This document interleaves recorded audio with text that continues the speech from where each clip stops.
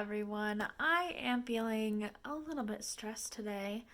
And what do we do when we're stressed out? We craft. Don't cry, craft. I learned that from Dan and Phil. Maybe you got the reference. If you did, you're really cool. But today, I'm going to show you my favorite form of stress relief, which is making friendship bracelets. I'll show you the two easiest ways to make friendship bracelets. We got the tornado and we got the diagonal. Come along with me while I de-stress a little bit and make a beautiful Christmas friendship bracelet.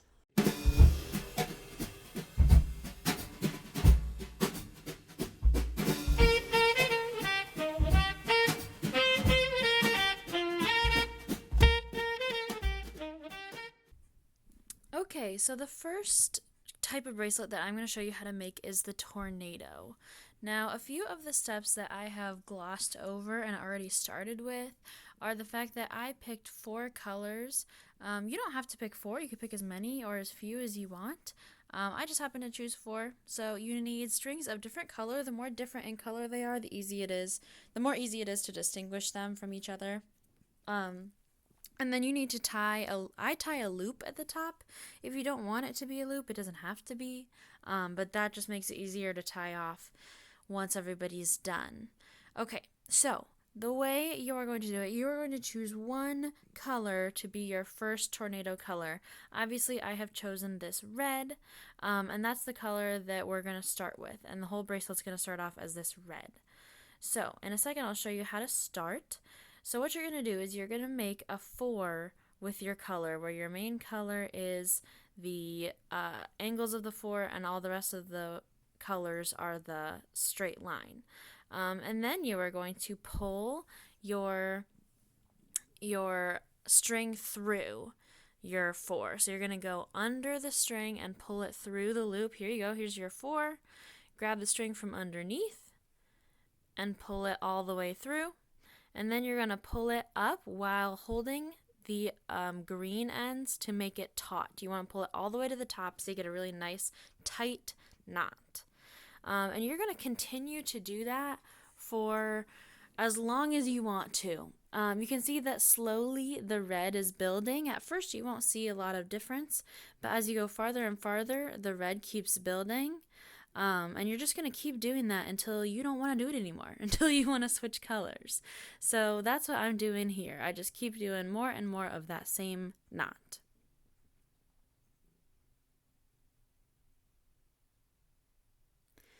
Alright, so in this example, I am going to switch between doing a tornado and I'm going to do a diagonal now. I'm going to show you how to do a diagonal. So in a diagonal, you separate the strings instead of keeping them all together. So I have separated them. And I've chosen to start my diagonal with this light green. And so what you're going to do is you're going to do the same kind of knot that you just did, but instead of on all of them, all of the strings, you're going to do that knot just on one string at a time. So first I'm doing it with this dark green string. And it really didn't matter. I could have done any order I wanted. You kind of just however they laid nicely is the order I did them in. And then you can do, what I do here is I do 2 in a row. So I do 2 knots on the green string, and then I'm going to do 2 knots on the dark red and 2 knots on the light red, but you can really do it however you want. The more knots you do per string, the thicker the stripe is going to be. But, you know, if you do too many knots, it's not going to turn out well. So you just do however many knots you want, and then you can go on to the next one. And it does turn out to be kind of a diagonal line, diagonal stripes, but you're just moving upwards. So there we go. I did 2 on that one. There's the second one. You can see my 4. I'm pulling it under, pulling it through, just like I did before. It's getting a little stuck. And then pulling it all the way up, again, keeping that original one taut. So you have a nice tight knot. And then my last one, I have this light red, making the 4 shape, pulling it through. Oop, got a little messed up. There we go, pulling it through all the way, pulling the red string tight, pulling the green all the way up. I'm going to do that one more time so that I have 2 for each string.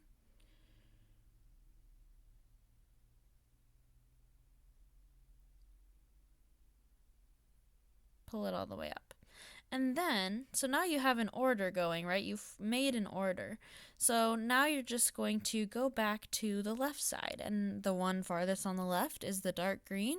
So you are going to start now on your dark green stripe. So whatever order you put the colors in, that's the order that your stripe's going to go in. So if you wanted to make sure, for example, that the reds and the greens were separated, that you had a red, green, then you would want to make sure to do that from the very beginning. You have it ordered red, green. But you can see that I didn't really care about that.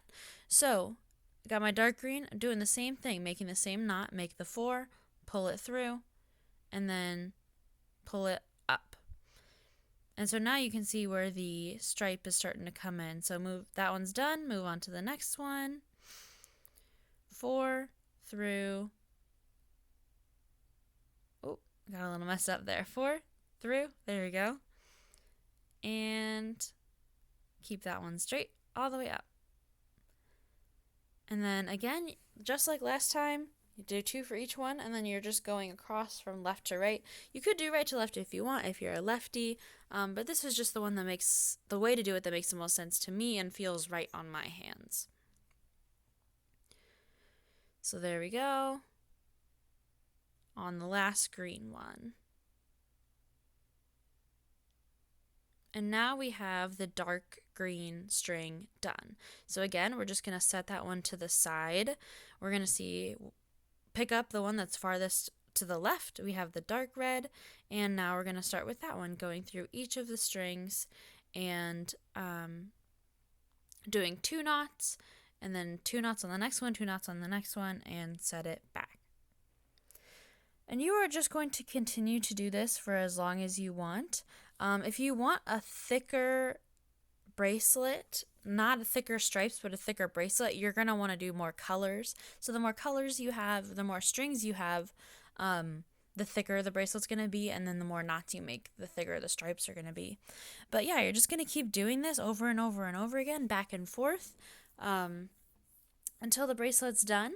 Usually I don't do this kind of mix where I have tornado at the top and then stripes, but I thought it would be a good way to demonstrate both, and I think it'll end up looking cool. We'll see how it goes. But yeah, I'm going to kind of skip forward past this a little bit because I think you get the idea. Okay, so now I have finished 4 stripes, so I decided that I'm going to go back to tornado, so I just gathered up all my strings.